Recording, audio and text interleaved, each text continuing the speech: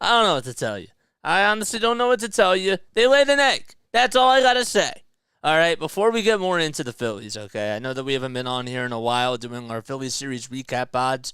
We've been busy. We've been doing other stuff, but if you guys are brand new to my channel, okay, I want to make sure that you guys like, subscribe, hit that notification bell icon, and be sure that you understand when I upload by hitting that notification bell icon, and also follow Play by Play with JJ on all the social media platforms that are out there. All right, the link to the LINKTREE is posted down below. We're on Facebook, TikTok, Instagram, YouTube, Twitch, and all that jazz. All right, so we'll talk about the Phils. I know it's been a little bit of time since we've done this, but we got a lot to catch up on. We're not just going to talk about this series. We'll talk just about the team overall from their perspective. But without further ado, I'll stop talking about the housekeeping stuff and let's just get into business.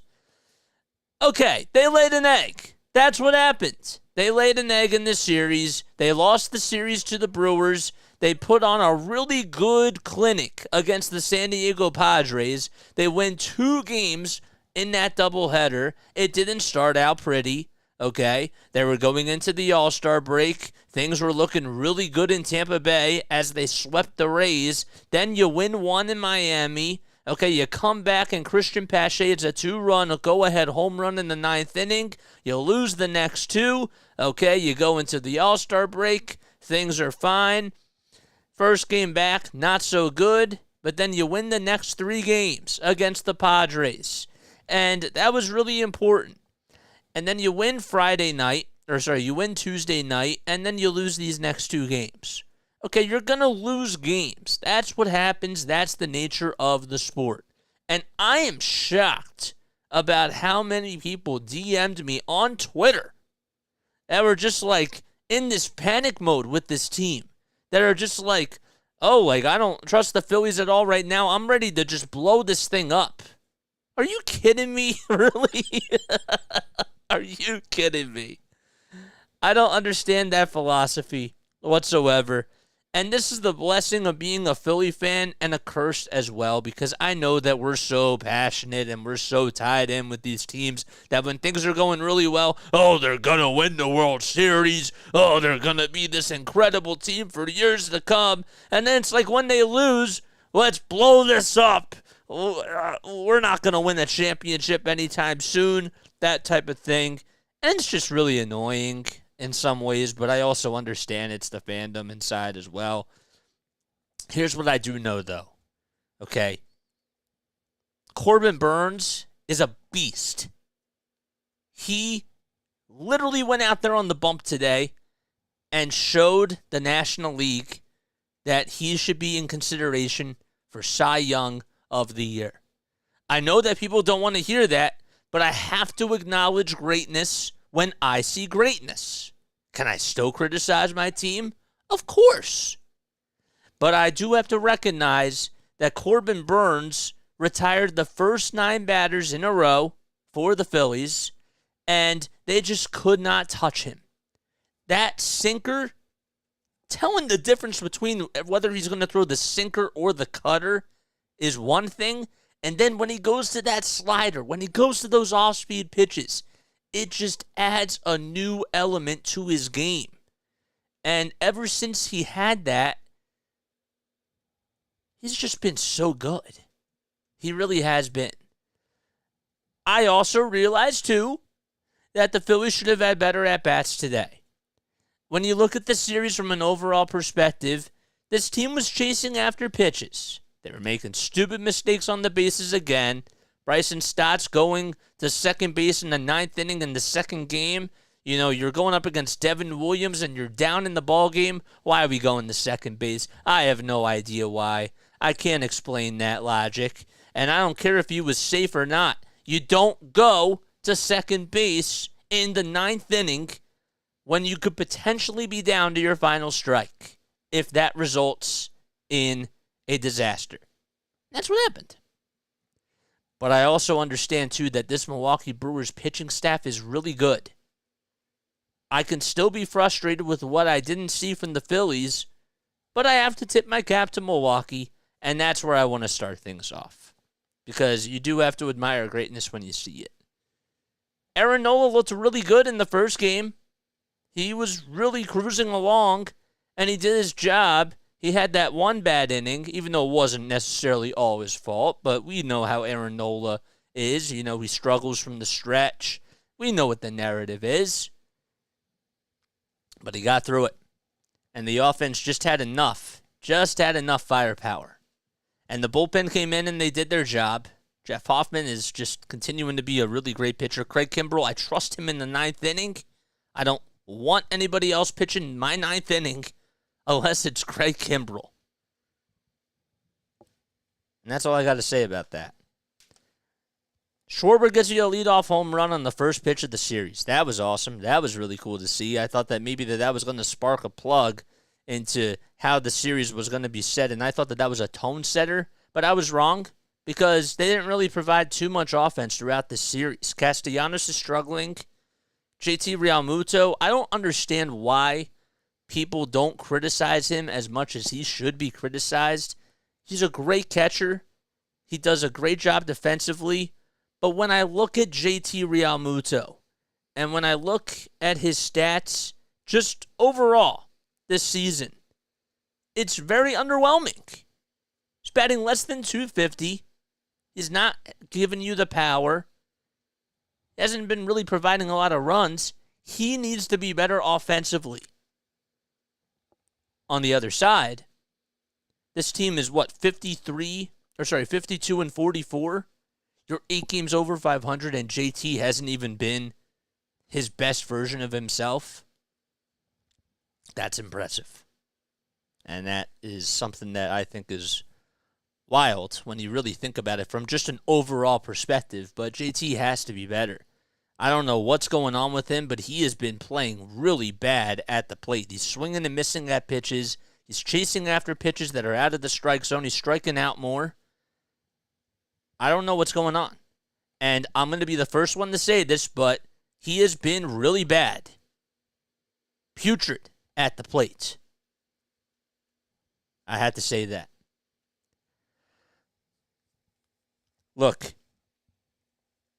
Alec Bohm, man. I don't know what to tell everybody. I've been very underwhelmed with him this season. Starts off the season hot. Okay, he gains all this muscle.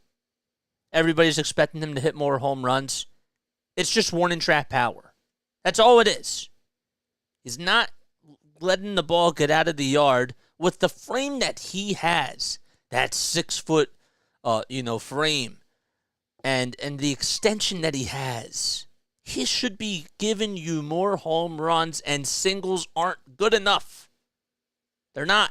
They're not good enough for his standards. He needs to be doing better. I've been tough on Alec Bohm, and I've been very underwhelmed with how he's been doing this season. Now, he made a really nice defensive play, a couple of really good defensive plays over at third base. But, man, I don't understand. I don't understand why he's not playing better either, because I think that he has more out of his frame and more potential than he's showing you right now. The team is just not getting the clutch hits that they need when they need it the most. Kyle Schwarber did get you a big 2-run single the other day to tie the ball game up, and when you're going up against the Brewers, who have a very good pitching staff, and they have a 3-0 lead, that hit was absolutely huge. It just sucks that your bullpen, unfortunately, couldn't hold the fort down, if you will, and, you give up another run, and then what seems like a 1-run lead ends up being sort of like a 10-run type of a thing, like once they get that extra run. You get that insurance run, and now it feels like, it doesn't feel like you're down by 2, it feels like you're down by 20. There's a difference. So, I think that has been something that is worth noting, talking about for sure as well. I saw a stat a little bit earlier today, and I wanted to pull it up, and I don't know why. There it is. Okay, let's acknowledge, okay, that this is actually legitimately a stat. So the Brewers, they're 45-9 when scoring 4 runs or more in a game. They have a pretty good record with that. And there was no way that you were going to get past Corbin Burnes today and with this bullpen, because this bullpen has not allowed a run in 6 games. I understand that they only had one guy today that just pitched the 9th inning, but their bullpen is so good. So if you're not hitting and if you're not attacking early on and getting runs, except when you're doing it against Julio Teheran, it's a recipe for failure against this team. That's why they're number 1 in the NL Central, because of their pitching.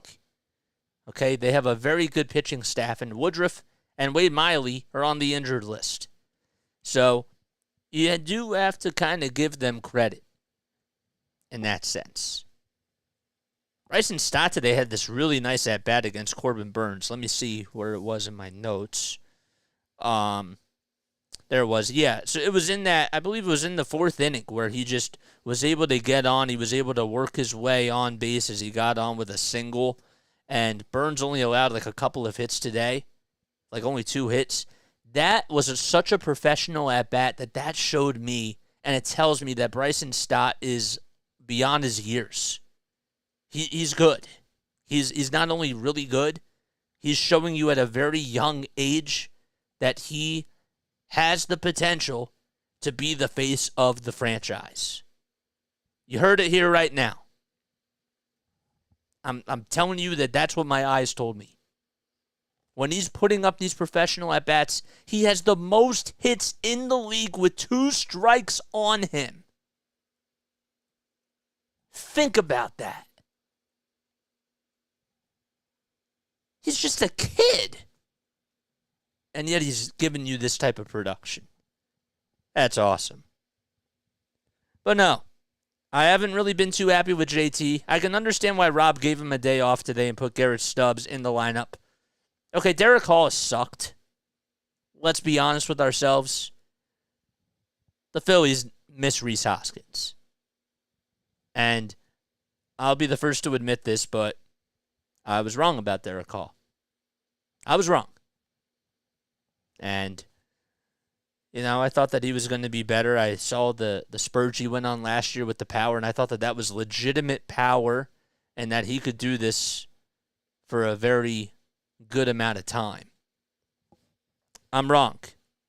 And Cody Clemens right now, I think, is the better option over at first base, but that's just me personally. Strikes out 2 times today. I don't think he's gotten a hit.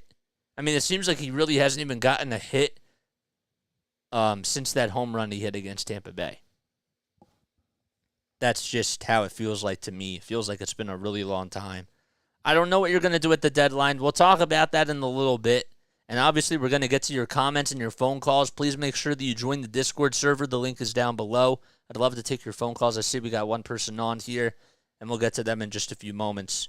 But I do have some more thoughts that I would like to say really quickly.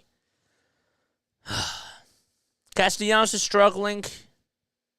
Trey Turner had a very good first game, but again, he's just chasing after pitches. Has to stop.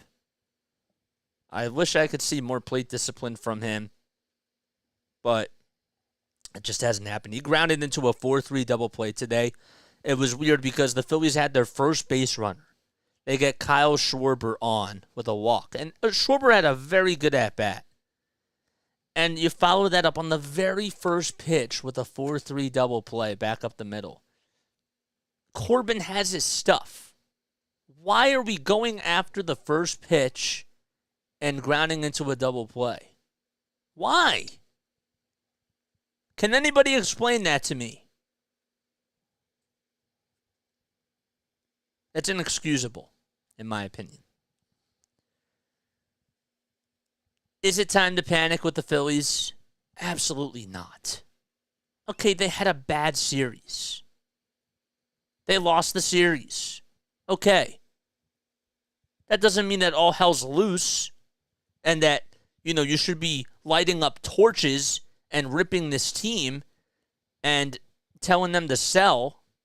I literally had people DMing me in my Twitter that were like, JJ, this team should, They should literally trade away everybody on this team. Trade away Schwarber. Trade away Castellanos. It's not going to work. What kind of a mindset are you setting right now, first of all? And second of all, why would you do that? It makes no sense. This team does a very good job, has been doing a pretty good job overall in the month of July. They swept the Tampa Bay Rays, arguably the best team in baseball. They're playing really solid baseball overall. They went on that long road winning streak. And now you just want to blow it up? How logical is that? Huh? I don't know.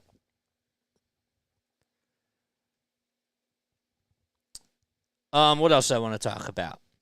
Just from an overall perspective on the series, I'm really not that concerned. And I don't think it's time to hit the panic button by any means. I do think that people are just overall too reactionary and they're just in their feels a little bit too much. But it wasn't the best baseball to watch today. I'll be honest with you about that. But I've seen this team play a lot worse. And if it continues to go down this path in Cleveland, even though Cleveland's pitching is pretty good too, then there might be more of a concern. But we have to wait and see how the series goes. But I do expect the offense to be better. I'm tired of leaving guys with runners in scoring position on base, even though today we weren't able to get anybody on. But that's because Corbin Burnes was just wheeling and dealing. You had a chance to win last night's game, and you couldn't do it. And that's what it came down to, because you knew that Corbin Burnes was going to go pretty deep today, and that he was going to, try to get his double-digit strikeouts like he has been doing over the last couple of weeks or so.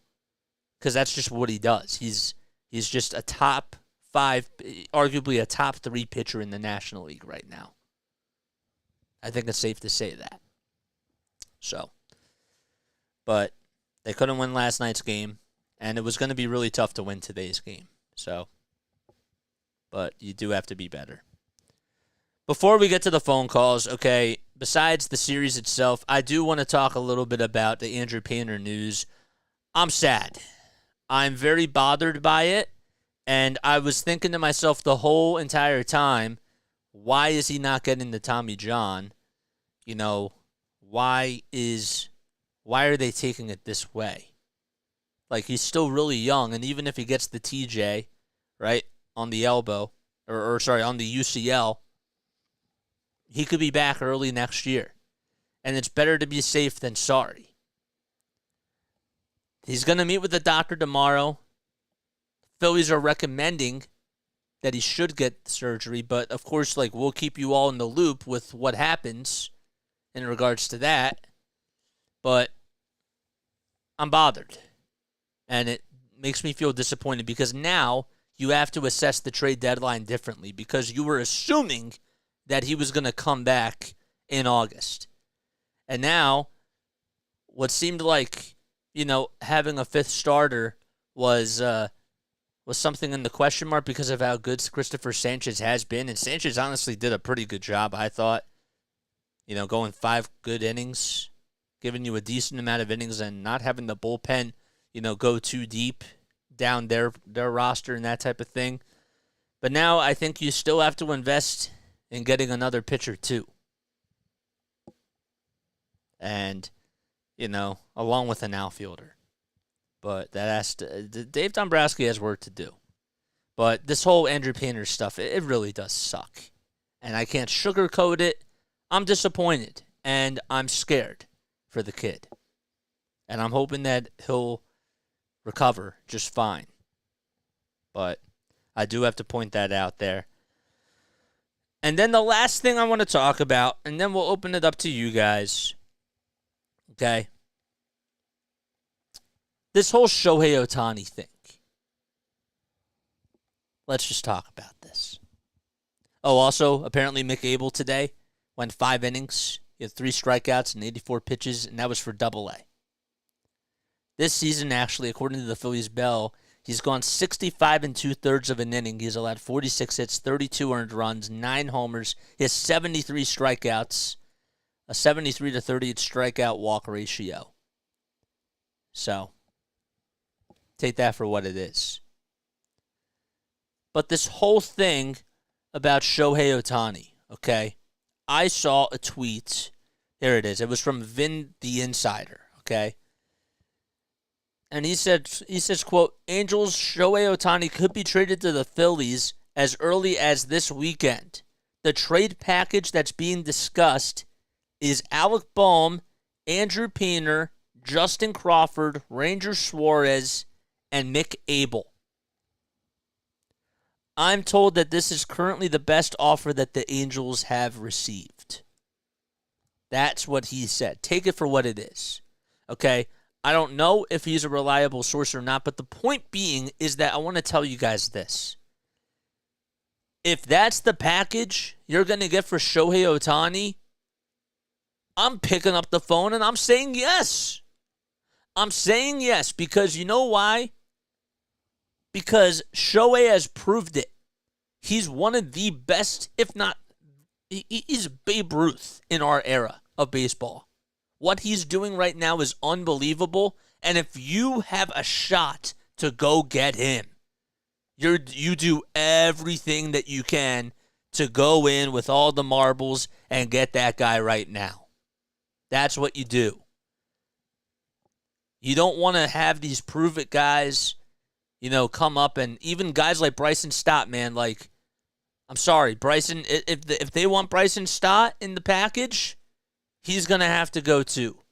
Because at this point, Shohei Ohtani is a top 3 player, if not the best player. He is I'm just going to call it for what it is. He's the best player in baseball. He's a pitcher and he's a hitter. And he's doing something that's never been done before in the modern era of baseball.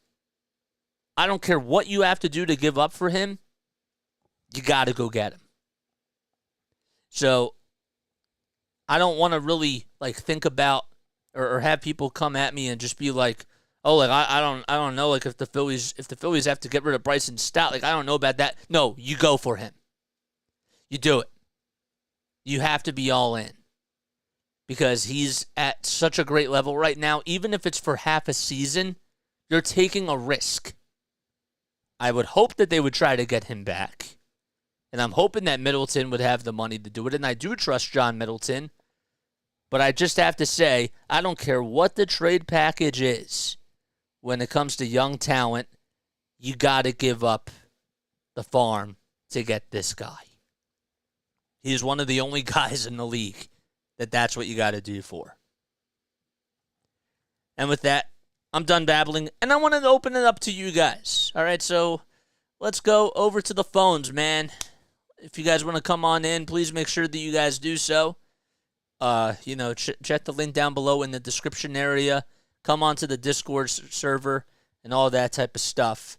So, but yeah, I'll get you to come on. So we got Larry up here first. Let's invite Larry. What's up, Larry? How you doing? You're on the Phillies post-series pod with JJ. Oops. Hey, Jay, can you hear me? Yep, I can hear you right now. What's going on, Larry? Thanks for coming on here. And also, thank you so much for the comments today, man. I seriously really appreciate that from the bottom of my heart. And, I'm just really happy that you've been here since the very beginning of the Phillies season, ever since the basketball season was coming to an end, and you've really been just an incredible supporter of this channel, and you're one of my really great friends on here, so thank you. Oh, well, thank you. I enjoy the broadcast. I'm just floored by that trade offer. I hadn't seen that before. Bohm and Suarez and Painter and Abel. And Crawford. And somebody else, Crawford, I guess. Yep. Wow, that is a lot to give up. But when you think about it, Ohtani would replace Suarez in the rotation, so. Yep. You got to do it, man. That's. You have to. That mitigates losing a starter because you're gaining a starter and a bat. Yeah. Exactly. Yeah, I guess. I can see it. Yeah, I guess if that's the offer, I can see making that. It's just so much to give up in one shot. And Abel and Painter, of course, haven't done anything yet at the big league level. They're all just possibility of what they could do, but we haven't seen seen it yet. So yeah, you get the future Correct. potential for what you know you have in hand right now. If you get Otani, I get Thank you. that. Yes. Boy, I know. that's I that's know. tough to think about even. I know. I was before you said that. I'm just I can't think of anything else. That was just my brain is swirling No, thinking about that. That was kind of overwhelming. yeah, no, The I, offense I last couple of understand. games is Oh, sorry.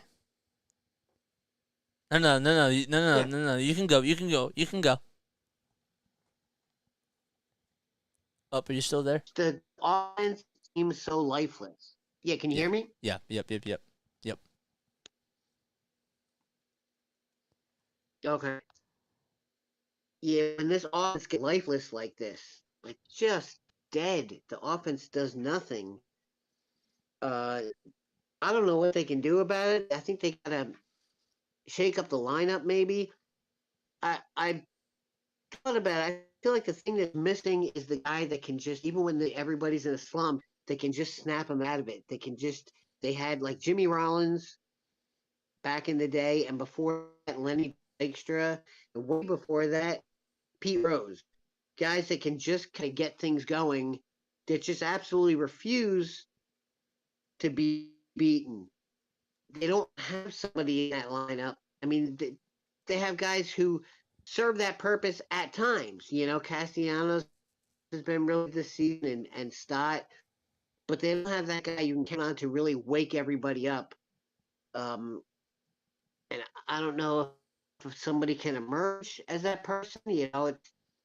I'm thinking Stott, but I don't know. But they just it seems like the whole offense just allows itself to get in the doldrums like that where nobody's hitting. They got 2 hits today. I don't think they had any runs. I said it before. Their off strategy. Go up there and swing it first pitch. Swing it something off the plate and tap into a double play or something. A rally killer. Like what are you doing? Go up there and take a pitch, try to work a walk. Don't swing at you don't have to swing at the first pitch.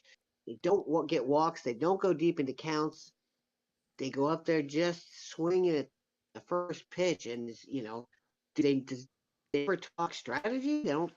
Larry. Hey, take some pitches. This guy, he's gonna Yeah. off the plate to get you out. Don't Yeah. No, and swing I'm at a pitch in the dirt I'm totally and all with you. that. It's They, just like they I was just gonna say like really quickly, like I was so bothered today when Trey Turner swung at that first pitch after Kyle Schwarber worked his way on to get a walk. Why are we swinging at the first pitch when it took you forever to just get on base against a guy who was just crushing you and he's untouchable? Like why are we swinging at that first pitch and grounding into a double play? What's the plate approach? You know? Yeah, there's like zero plate discipline. There's zero. They don't seem like they have any kind of strategy or anything at the plate. They're all just getting up there like I don't know if it's I got to be the hero. I got to get it done right now. They're so Yep. over And they're pressing. eager. Yep. It seems like everybody's been in this lifelong slump, and they're just that's how they're acting. Is like swing at everything. Yep. I'm just pressing so hard trying to get a hit here, and they're striking out on pitches in the dirt. They're hitting weak ground balls. They're hitting into double plays on the first pitch of the at bat. Somebody's got to come up with something. Tell everybody in the lineup nobody swings at the first pitch. This entire game, do not swing at the first pitch. You won't strike out because it's the first pitch. Take no matter what. Something. Just come up with something. Shake things up. Make them get out of their whatever they're doing, out of their comfort zone. Make them do something different. I don't know what can be. I really don't. But it seems like you got to be trying different things. You got to try something.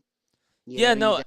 yeah, absolutely. Like you definitely do have to be trying something. Larry, I'm sorry I had to cut you off. You were actually like cutting in and out at the very end, and I do apologize about that. But no, like you really do have to try to do something.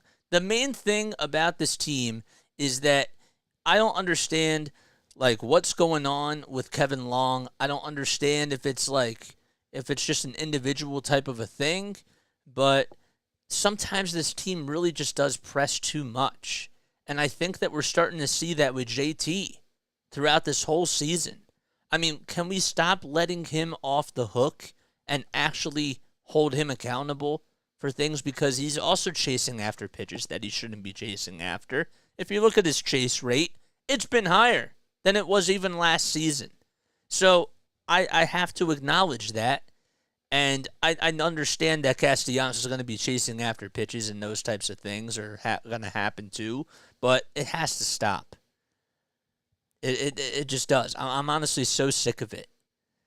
But there's a fine line between being upset about the series and being upset about the bats, which is totally understandable. It's totally valid. But then you have these other people that are just so extreme, that are just like, blow this up, that are just like, get rid of everybody. And it's just like, come on, man. It's just ridiculous. Anyhow, I do have to get going. I want to cut things short because we're over the 30-minute mark. I do want to read your comments, though, really quickly for those of you that are on here. Again, thanks, Larry, so much for coming on here. I really, really appreciate that. Jay says, too much for a rental. I'm sorry, man. Like, I'm giving up Shohei Ohtani for the Stars because, like, he's one of the best players. And, I mean, he's the best player in baseball. He's doing something that has never been done before.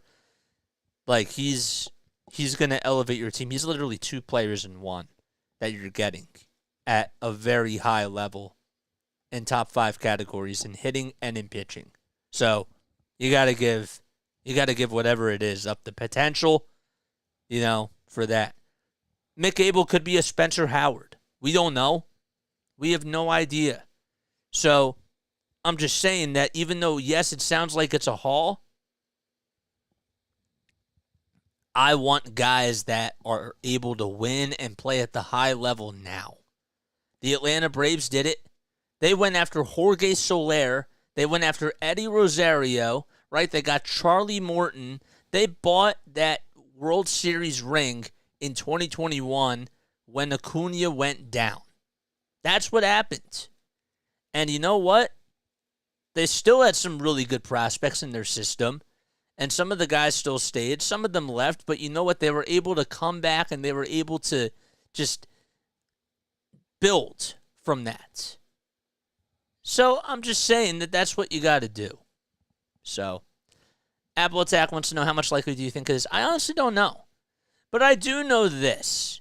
If the Phillies do trade for Shohei, that tells me that John Middleton is going to do everything in his power to keep him. So take it for what it is. How much will he sign him for? If that's the case, that's an off-season type of a conversation. But the expectations for this team drastically change if he comes to Philadelphia. And Ranger, man, I love Ranger. I do. It's Shohei Ohtani. We're not talking about Clayton Kershaw right now at this stage of his career. We're not talking about the guys that are on the back end, like Madison Bumgarner and like those guys. We're talking about Shohei Ohtani. Give them everything. That's all I got to say. Oh, man.